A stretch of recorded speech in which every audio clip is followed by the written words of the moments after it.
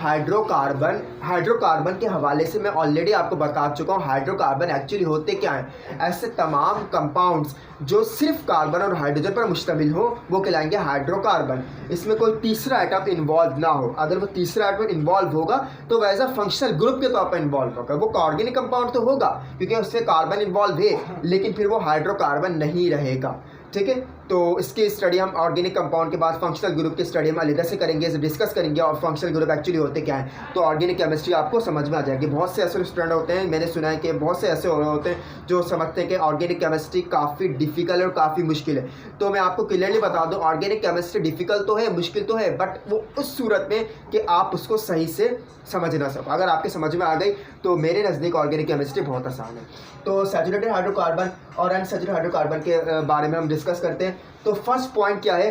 तमाम carbon compound अगर single bond की सूरत में फॉर्म करते हैं तो वो कहलाएगा सैचुरेटेड हाइड्रोकार्बन। और तमाम कंपाउंड ऑर्गेनिक कंपाउंड जिनके हाइड्रोकार्बन तो हो वो, बट ऐसे हाइड्रोकार्बन हो जिनके अंदर डबल और ट्रिपल बॉन्ड भी आ जाए तो वो कहलाएंगे दिस इज अनसैचुरेटेड। अब डबल ट्रिपल बॉन्ड क्या होता है, सिंगल बॉन्ड क्या होता है, इसको आपको समझने के लिए मैं आपको डायग्राम के जरिए समझाऊंगा। फॉर एग्जाम्पल के तौर पर एक कार्बन है, आपको पता है सर्टिफिकेशन उसकी पता है, चार एटमों से सर्टिफिकेशन उसकी कंप्लीट होती है। अगर उसकी सर्टिफिकेशन में 4 एटमों से कंप्लीट करूं तो कार्बन अपने इर्द गिर्द चारों को बनाएगा, यानी इसने 4 इलेक्ट्रॉन को म्यूचुअल शेयरिंग के जरिए हासिल कर लिया। और आप देख सकते हैं इधर भी सिंगल बॉन्ड फॉर्म हो रहा है, इधर भी सिंगल बॉन्ड फॉर्म हो रहा है, इधर भी सिंगल बॉन्ड और उधर भी सिंगल बॉन्ड फॉर्म हो रहा है। ठीक है, यानी 4 हाइड्रोजन इसके एनवायरनमेंट में मौजूद थे और चारों हाइड्रोजन इसके इर्द गिर्द मौजूद हैं। तो उसने अपनी सर्टिफिकेशन कंप्लीट कर ली है। तो ये जो कंपाउंड बनेगा ये कहलाएगा this is the saturated hydrocarbon, because क्योंकि सिंगल बॉन्ड सब जगह बन रहे हैं। अगर हम बात करें डबल और ट्रिपल बॉन्ड की, उस केस के अंदर होगा यूं कि अगर एक कार्बन इसके साथ इन्वॉल्व है और इसके पास 2 हाइड्रोजन एटम मौजूद हैं, और एक केस के अंदर के इस केस में कि हाइड्रोजन एटम इनके पास जो होने चाहिए वो 6 होने चाहिए। वो किस तरीके से? 1 2 3 हाइड्रोजन एटम इसके साथ आने चाहिए और 3 हाइड्रोजन एटम जो होंगे वो दूसरे कार्बन के साथ आएंगे, क्योंकि 3 बॉन्ड वहाँ से बनेंगे, 3 बॉन्ड यहाँ से बनेंगे और 1 बॉन्ड यहाँ से बनेगा। इसकी सर्टिफिकेशन कंप्लीट हो जाएगी। इसकी सर्टिफिकेशन आपको पता है कैसे कंप्लीट होगी? 3 बॉन्ड वहाँ से बनेंगे और 1 बॉन्ड यहाँ से आपस में इन्वॉल्व करेगा, तो ये बनेगी। इसकी सर्टिफिकेशन क्या हो जाएगी? स्टेबिलिटी कंप्लीट हो जाएगी। तो ये भी स्टेबल है और ये भी स्टेबल है। इस तरह का जो कंपाउंड बनेगा वो कहलाएगा this is the saturated hydrocarbon. अगर मैं कहूँ कि ये अनसैचुरेटेड है, इसका मतलब इसमें डबल और ट्रिपल बॉन्ड इन्वॉल्व है, तो उस केस के अंदर होगा यूं कि एक हाइड्रोकार्बन यहाँ से स्किप कर दूं मैं फॉर एग्जांपल के तौर पर, और एक हाइड्रोकार्बन यहाँ पे मैं स्किप कर दूं। उस सूरत में क्या इसकी स्टेबिलिटी कंप्लीट हो पाएगी? क्या ये स्टेबल हो पाएगा? तो ये पॉसिबल नहीं है कि स्टेबल हो।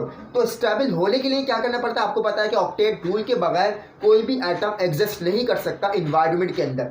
तो वो एग्जिस्ट करने के लिए क्या करना पड़ता है? स्टेबिलिटी कंप्लीट करनी पड़ेगी वो, और जो स्टेबिलिटी कंप्लीट करेगा वो किस जरिए करेगा? वो बजरिया डबल बॉन्ड के जरिए वो स्टेबिलिटी क्या करेगा? वो अपनी कंप्लीट करेगा। यानी इधर से 2 बॉन्ड आ गए, यानी 2 का इलेक्ट्रॉन इसने फिल करे, यहाँ से 1 इलेक्ट्रॉन फिल किया, यहाँ से इलेक्ट्रॉन कंप्लीट, यानी 4 इलेक्ट्रॉन इसने फिल करके अपनी स्टेबिलिटी को, अपनी सर्टिफिकेशन को कंप्लीट कर लिया। यानी ये सेटिस्फाई हो गया है। लेकिन सेटिस्फाई कैसे हो रहा है? डबल बॉन्ड के जरिए। उस केस के अंदर अगर मैं कहूँ कि 3 बॉन्ड के जरिए, ट्रिपल बॉन्ड के जरिए इसको सेटिस्फाई हो रहा है, वो इस तरीके से हाइड्रोकार्बन आपके हाइड्रोजन यहाँ से स्किप कर देना है, यहाँ से हाइड्रोजन आपको स्किप कर देना है। उस केस के अंदर एक हाइड्रोजन यहाँ से आ गया, एक हाइड्रोजन यानी एक सर्टिफिकेशन, एक इलेक्ट्रॉन इसके पास इन्वॉल्व आ गया है, ऐड हो गया है। 3 इलेक्ट्रॉन को उसको जरूरत है ताकि वो अपनी सर्टिफिकेशन यानी अपनी स्टेबिलिटी को कंप्लीट करे। तो वो ट्रिपल बॉन्ड के जरिए स्टेबिलिटी क्या कर रहा होता है? कंप्लीट कर रहा होता है। तो आपकी फर्स्ट पॉइंट आई थिंक समझ में आ गया होगा। सेकंड पॉइंट डिस्कस करते हैं। ये फर्स्ट पॉइंट मुश्किल था, जिसकी फर्स्ट पॉइंट समझ में आ गया है। मैं समझता हूँ कि उसने सैचुरेटेड हाइड्रोकार्बन और अनसैचुरेटेड के बारे में आसानी से पढ़ लिया है। तो फुली सेटिस्फाई, ठीक है, इसके अंदर 2 और 3 ये फुली सेटिस्फाई तो होता है। तो आपको पता है बात कि कार्बन एटम सर्टिफिकेशन इसकी कंप्लीट नहीं होगी जब तक ये एनवायरनमेंट में एग्जिस्ट नहीं करेगा वो, ठीक है। तो वो फुली सेटिस्फाई होगा, या तो वो सिंगल बॉन्ड से सेटिस्फाई होगा, या तो वो 2 और 3 और डबल और ट्रिपल बॉन्ड से सेटिस्फाई होगा। तो डबल और ट्रिपल बॉन्ड सेटिस्फाई किससे हो रहा है वो मैं आपको बता चुका हूँ, और सिंगल बॉन्ड से कैसे सेटिस्फाई हुआ वो भी मैंने आपको बता दिया है, ठीक है। तो आगे स्टार्ट करते हैं। कार्बन की जो एक्टिविटी होती है, लेस होते हैं कार्बन एटम इसके अंदर, जबकि हाइड्रोजन एटम ज़्यादा होते हैं। वो आपकी समझ सकते हो फार्मूले के हिसाब से कि अगर मैं बात करूँ फॉर एग्जांपल के तौर पर ये ट्रिपल हाइड्रोकार्बन है, अगर डबल की एग्जांपल ले लेते हैं, ये डबल हाइड्रोकार्बन है, ठीक है। डबल बॉन्ड के जरिए इसने क्या किया है? अपनी सर्टिफिकेशन कंप्लीट किया कार्बन एटम ने। अगर मैं आपसे कहूँ कि यहाँ पे कार्बन है, यहाँ पे कार्बन है, ठीक है, अपनी सर्टिफिकेशन इस सिंगल बॉन्ड के जरिए ये कंप्लीट करेगा तो अपनी जो स्टेबिलिटी कंप्लीट करेगा वो आपको पता है 3 हाइड्रोजन होना ज़रूरी है एनवायरनमेंट के अंदर, इसके इर्द गिर्द, ठीक है। और 3 हाइड्रोजन यहाँ से आए, 3 यहाँ से आए, 6 हाइड्रोजन एटम इसने यहाँ पे गेन किया, अचीव करे, तो ये कंपाउंड बन गया और ये 6 हाइड्रोजन पर मुश्तमिल कंपाउंड है। जबकि इसकी बात करूँ तो यहाँ से 2 यहाँ हाइड्रोजन आ गए और 2 हाइड्रोजन क्या आ गए, यहाँ से आ गए, यानी 2 हाइड्रोजन 4 हाइड्रोजन हो गए, जबकि इसके अंदर 6 हाइड्रोजन एटम है। तो सर्टिफिकेशन इसकी भी कंप्लीट है कार्बन की और इसकी भी स्टेबिलिटी क्या है, कंप्लीट है। बट फर्क ये है कि इसके पास जो है 4 हाइड्रोजन एटम है, जबकि इसके पास 6 हाइड्रोजन एटम। तो इसका मतलब ये है कि जो सिंगल बॉन्ड होते हैं, जो सैचुरेटेड हाइड्रोकार्बन होते हैं, उसके पास कार्बन एटम तो लेस होता है as compare to the hydrogen atom. तो ये आपकी समझ में आ गया, ठीक है। इसका अपोजिट ये है। इसके साथ साथ अब बात करें पॉइंट नंबर 4 की, तो लेस रिएक्टिव है।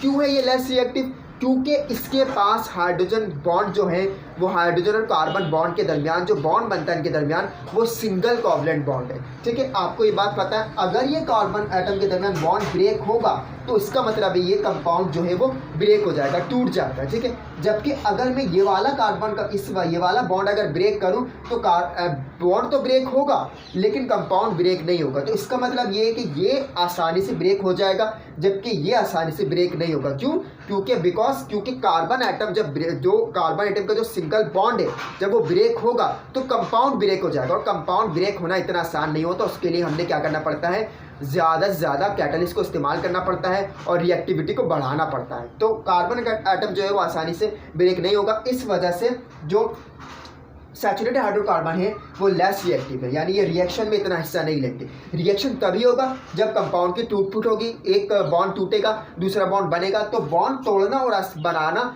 इस कंपाउंड के अंदर सिंगल के आसान इतना आसान नहीं होता, कतन मुश्किल होता है, क्योंकि कार्बन एटम सिंगल है, सिंगल को तोड़ना मुश्किल है as compare to the double को तोड़ना आसान है। क्योंकि डबल क्या है, एक बात और मैं बता दूं आपको, डबल बॉन्ड जो है वो पाई बॉन्ड कहलाता है। कार्बन के ऊपर एक सिंगल बॉन्ड है, सिंगल के ऊपर हमने डबल बॉन्ड इस तरह रखा है, तो जो डबल बॉन्ड बन रहा है वो पाई बॉन्ड है, और पाई बॉन्ड क्या होता है वो आसानी से ब्रेक हो जाता है। इस वजह से ये मोर रिएक्टिव होता है डबल और ट्रिपल बॉन्ड, यानी सैचुरेटेड हाइड्रोकार्बन अनसैचुरेटेड हाइड्रोकार्बन, जबकि सैचुरेटेड जो होगा वो लेस रिएक्टिव होगा क्योंकि उसके पास सिर्फ सिंगल बॉन्ड है, डबल बॉन्ड मौजूद नहीं है। और जो सिंगल बॉन्ड है वो सिग्मा बॉन्ड कहलाता है, और सिग्मा बॉन्ड का तोड़ना ब्रेक होना इतना आसान नहीं होता।